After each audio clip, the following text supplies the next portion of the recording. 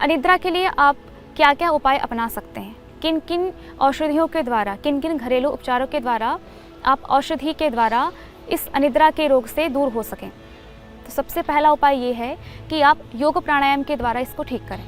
जैसे हम सामान्य प्राणायाम पे विशेष फोकस करेंगे कि प्राणायाम अत्यंत आवश्यक होते हैं। जब मन हमारा शांत होता है, ज्ञानेंद्रियों और कर्मेंद्रियों से जब मन हमारा डिटैच हो जाता है तो मन हमारा शांत हो जाता है, तब स्थिति आती है निद्रा की। तो जब आप सही प्रकार से प्राणायाम आदि करेंगे तो आप मन को कंट्रोल करने की जो क्षमता होती है, जो स्थिति होती है, जो स्किल होती है, उसको आप ग्रहण करेंगे।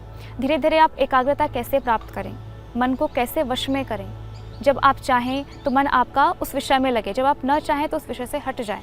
जैसे कहते हैं कि मन को साधना, मन को एकाग्र करना, मन को वश में करना, कंट्रोल करना बहुत मुश्किल है, पर ऐसा नहीं। एक उदाहरण से मैं आपको समझाती हूँ। जैसे आप एग्ज़ाम हॉल में बैठे हैं और उस समय आपके सामने परीक्षा पत्र रखा हुआ है, तो उस समय आपके मन में ये नहीं आता कि मैं कहीं बाहर चली जाऊँ, मैं कुछ खाने चली जाऊँ। उस समय आपके लिए वो सारी चीज़ सेकेंडरी होती है। फर्स्ट ये है आपके लिए कि मैं किसी भी तरीके से 3 घंटे में वो क्वेश्चन पेपर पूरा सॉल्व करूँ। उस समय आपका मन कहीं नहीं जाता है। तो ये इसके द्वारा ये एक सामान्य उदाहरण आपको दिया गया है कि यहाँ पे भी आप ना चाहते भी आपका मन कंट्रोल में रहता है। जब थोड़ा भी इधर उधर जाता है कि आप सामने देखने लगे तो फट से दिमाग में आता है ना कि नहीं हमें तो क्वेश्चन पेपर सॉल्व करना है। इस प्रकार से आप नॉर्मल दैनिक रूटीन में भी, आप डेली रूटीन में भी आप देख सकते हैं कि आप इस तरीके से मन को कंट्रोल कर सकते हैं। तो मन को वश में करना इतना भी कठिन नहीं है जितना इसको बताया गया है। तो इस प्रकार से आप योग के द्वारा, प्राणायाम आदि के द्वारा कैसे आप मन को एकाग्र करें, तो उसके लिए विशेष प्राणायाम होते हैं कि आप कपालभाति, अनुलोम विलोम, भ्रामरी और उद्गीत प्राणायाम करें। तो कैसे कैसे करते हैं कपालभाति और अनुलोम विलोम। कपालभाति सामान्य आपको किसी भी एक इच्छानुसार किसी भी मुद्रा का चयन करना है। जैसे अलग अलग प्रकार की मुद्राएं होती हैं। तो जैसे हमारी 5 उंगलियां हैं, अंगूठा, तर्जनी, मध्यमा, अनामिका और कनिष्ठा। इन 5 उंगलियों के द्वारा अलग अलग प्रकार की मुद्राएं बनती हैं। तो सामान्य आप अपनी पहली उंगली, इंडेक्स फिंगर को अंगूठे के मूल में जब आप लगाते हैं तो ये वायु मुद्रा बनती है। सामान्य इसे ही आप जब शुरू से ऐसे लगा देते हैं अंगूठे और उंगली के छोर से, तो वो ज्ञान मुद्रा होती है। तो सामान्य ज्ञान मुद्रा में बैठ करके आप आंखें बंद करके आप हर 1 सेकेंड के लिए फोर्सफुली श्वास बाहर छोड़नी है आपको और पेट अंदर करना है। जैसे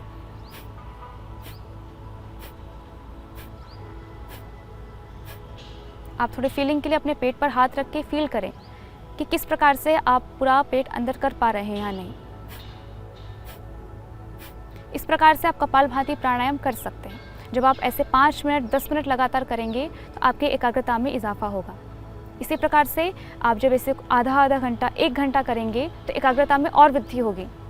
और जो आपकी अनिद्रा वाली स्थिति है जिसमें आपका मन शांत नहीं हो पा रहा है, आप सो नहीं पा रहे हैं, उस स्थिति में आप थोड़ा हेल्प कर पाएंगे कि आप अपने मन को थोड़ा सजेस्ट करें, अपने मन को थोड़ी कमांड दें कि आप सोने जा रहे हैं। इस प्रकार से कपालभाति के अलावा आप अनुलोम विलोम प्राणायाम भी कर सकते हैं। हाथों से आप वायु मुद्रा बनाते हुए अनुलोम विलोम प्राणायाम कि आपने बाकी अपनी फिंगर्स के द्वारा अपने बाईं नासिका की ओर से आपने बंद किया और दाईं ओर से आपने श्वास ली। थोड़ी देर होल्ड करके फिर धीरे से आपने जहाँ से श्वास ली थी उससे पैक किया और दूसरे साइड से आपने श्वास बाहर छोड़ी।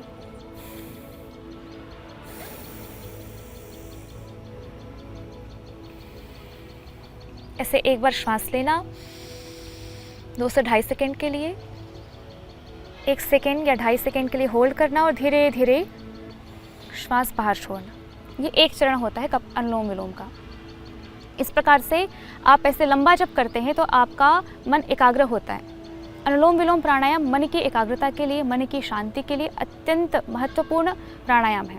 ये माइग्रेन के लिए भी बहुत अच्छा होता है। तो माइग्रेन भी एक बहुत बड़ा विषय है जिसके थ्रू कि आप, यदि कोई व्यक्ति माइग्रेन का शिकार है तो वो नहीं सो पाता है अच्छे से क्योंकि उसके सर में दर्द हो रहा है। तो इस प्रकार से अलग अलग बहुत सारे सर दर्द, थकावट, थकान होना, सही प्रकार से आपका पूरा शारीरिक और मानसिक व्यायाम न हो पाना, ये भी अनिद्रा के कारण होते हैं। तो इस प्रकार से आप कुछ प्राणायाम का अभ्यास करें, जैसे 2 प्राणायाम बताए। तीसरा प्राणायाम आप कर सकते हैं भ्रामरी प्राणायाम। भ्रामरी प्राणायाम में अपने दोनों कानों को अंगूठे से बंद करना है। पहली अंगुली माथे पर रखें, शेष 3 अंगुलियां आंखों पर रखें, मुख बंद करें और नासिका से ओंकार का नाद करना है। ये आपको ध्यान रखना है कि आपके दांत दूर दूर रहें, ताकि आपके भ्रामरी प्राणायाम करने से जो भी वाइब्रेशन हो रही है वो आपके ब्रेन तक सही तरीके से जाए। जब आप दांतों को एक के ऊपर एक ऐसे चिपका लेते हैं तो वो वाइब्रेशन सही तरीके से जा नहीं पाती है। तो थोड़ा इन 3 अंगुलियों से थोड़ा सा प्रेशर देते हुए आपको ये प्राणायाम करना है, भ्रामरी। लंबी श्वास लेनी है और ओंकार का नाद करना है नासिका से।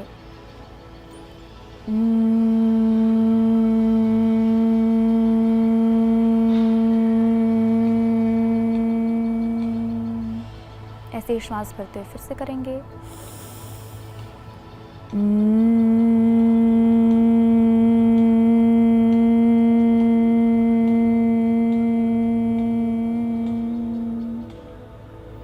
ऐसे ही उद्गीत प्राणायाम, हाथों को जान मुद्रा में रखते हुए, अभी जैसे हमने भ्रामरी में मुख बंद करते हुए नासिका से ओंकार का नाद किया था, अब आपको उद्गीत में ओंकार का उच्चारण करना है मुंह से।